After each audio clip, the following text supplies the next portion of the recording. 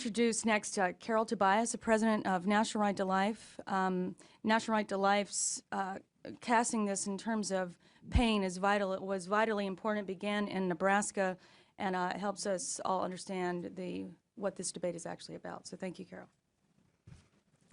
Thank you, Marjorie, and good morning. I am Carole Tobias, president of the National Right to Life Committee, the National Federation of State Right to Life Organizations. You've been handed a much longer statement than I'm going to give this morning, but that will also be available on our website at nrlc.org.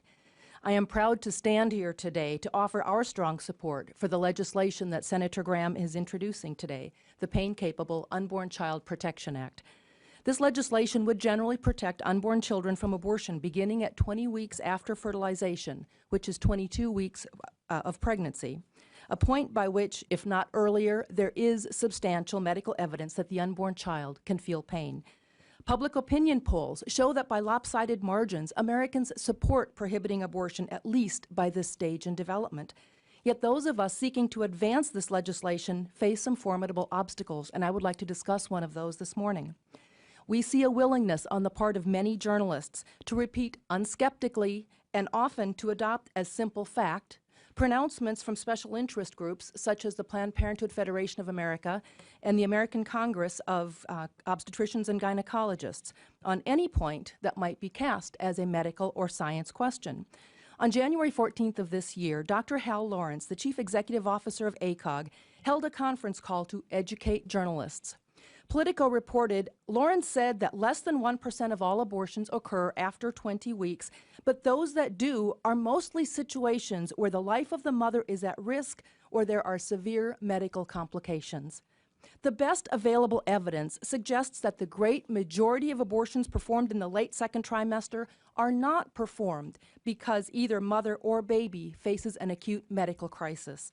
Yet Lawrence's claim is reported as fact. On the day of the House debate, May 13th, Lawrence held another conference call to educate journalists. Lawrence attacked the lawmakers who claimed that at the point that this bill would prohibit abortions, many babies born prematurely survive long-term.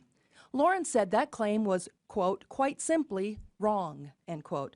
There was no evidence anywhere of a 20-week fetus surviving, Lawrence proclaimed.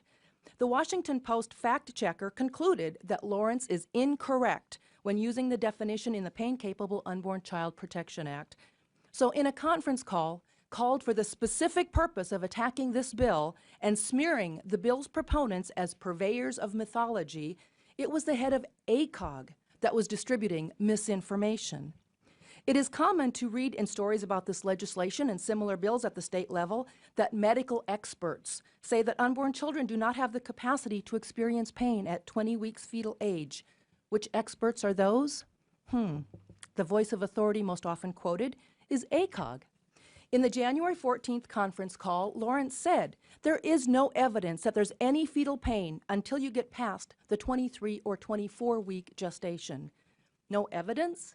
Consider the 10-page affidavit submitted to a federal court and accepted as expert testimony written by Professor Kanwaljit Anand, whose work on the pain capacity of premature infants transformed the pain control practices in our nation's neonatal intensive care units over the past 2 decades.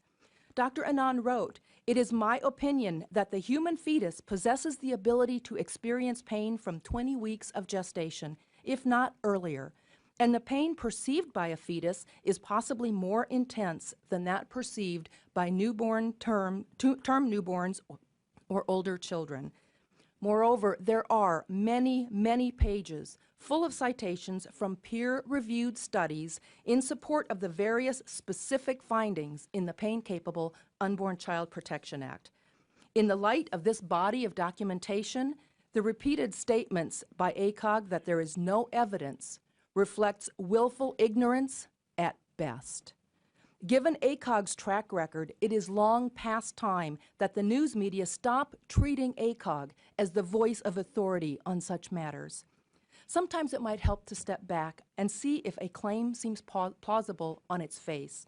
Consider that it is now commonplace to see features on TV or read stories about how unborn children, by 20 weeks fetal age, respond to many forms of stimuli, as Senator Graham mentioned, including music and the mother's voice.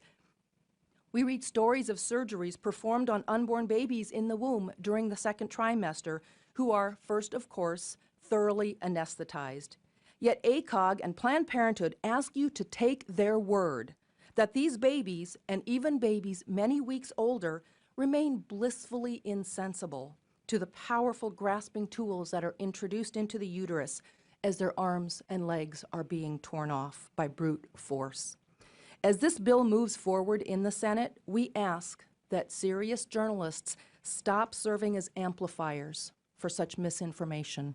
Thank you.